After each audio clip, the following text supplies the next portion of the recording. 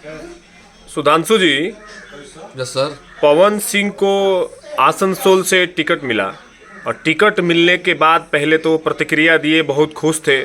ABP news और बाकी सारा आज तक भी बात किए, बहुत प्रसन्न थे। उसके कुछ घंटे बाद वो सोशल मीडिया पे डालते हैं कि धन्यवाद बीजेपी, और वो मूव आउट कर जाते हैं, मतलब कि मैं वहाँ से चुनाव नहीं लड़ूंगा। क्या लगता है आपको इसमें? देखिए, मर्द तो मैदान छोड़ता नहीं है और कहीं ना कहीं आप में कुछ कमी रही होगी जिससे मैदान आप छोड़ रहे हैं।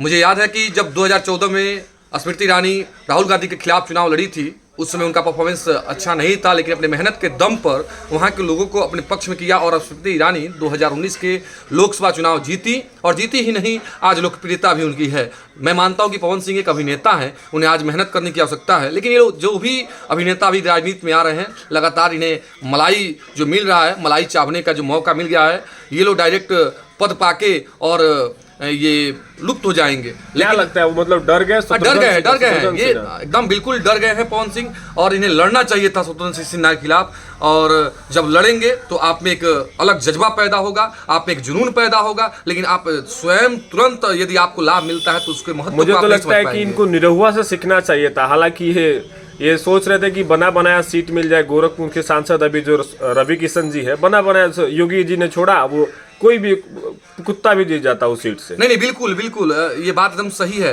यदि सही मायने में राजनीति करना है तो पहले आपको तपना होगा, आपको गढ़ना होगा, आपको मेहनत करना होगा। और आज राजनीति में जो शॉर्टकट की विधियां चली हैं, और बड़े जो पार्टियां हैं उनसे भी रिक्वेस्ट है, ये तुरंत बड़े चेहरे को उतार देती हैं। जो कार्यकर्ता होते हैं वो पीछे हो जाते हैं। मैं पूछना चाहता हूँ बीजेपी में या अन्य पार्टियों में इन लोगों का क्या योगदान होता है, जो डायरेक्ट फ्लाइट मोड में फ्लाइट से आते हैं, तुरंत उतरते हैं चुनाव जीत के और तुरंत लोकसभा, विधानसभा और राज्यसभा में पहुंच जाते हैं। इनका क्या औचित्य है? एक पूछा गया, एक पत्रकार ने पूछा कि आपका मुद्दा क्या रहेगा, तो बोले मुद्दा उद्दा का मत पूछिए, हमको गाने के पूछो, बताइए।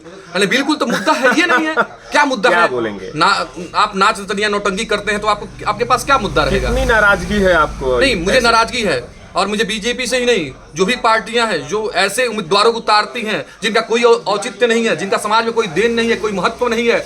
आप जिस धारा में हैं, यदि आप अभिनेता हैं तो उस क्षेत्र में आप अच्छा करें।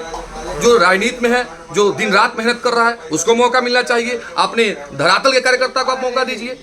तो जो बनी बनाई सीटें हैं वहां से अभिनेता लड़ते हैं और अपने चुनाव जीत जाते हैं। एक इंटरव्यू में पवन सिंह ने बोला था कि हमको बिहार के किसी सीट से लड़ाया जाए तो मैं यहाँ से लड़ूंगा। सामने प्रमाण है भाई, बिहार से क्या आप आसनसोल में जहाँ बिहारी और यूपी वालों की संख्या है वहां से आप क्विट कर जाते हैं, मूव आउट कर जाते हैं। तो इसका मतलब क्या है? आप डर गए हैं, मर्द नहीं है, घर की लड़ाई के लिए तैयार है, पत्नी से लड़ाई करने के लिए तैयार है, पत्नी से कूट करने के लिए तैयार है। और जब समय आता है कि आपको राजनीति में रह के दम लगा के चुनाव लड़ना है और कुछ करना है, अपने आप को प्रस्तुत करना है, तब आप पीछे हट जाते हैं। इसका मतलब है कि आप में दम नहीं है। बिल्कुल, इनसे बेहतर तो मनोज तिवारी थे जो दिल्ली में जाके चुनाव। अरे मनोज तिवारी थे क्योंकि उन्होंने गोरखपुर से चुनाव लड़ा, वहां चुनाव हारा। दिल्ली में जाके अपने आप को वहां पे साबित किए।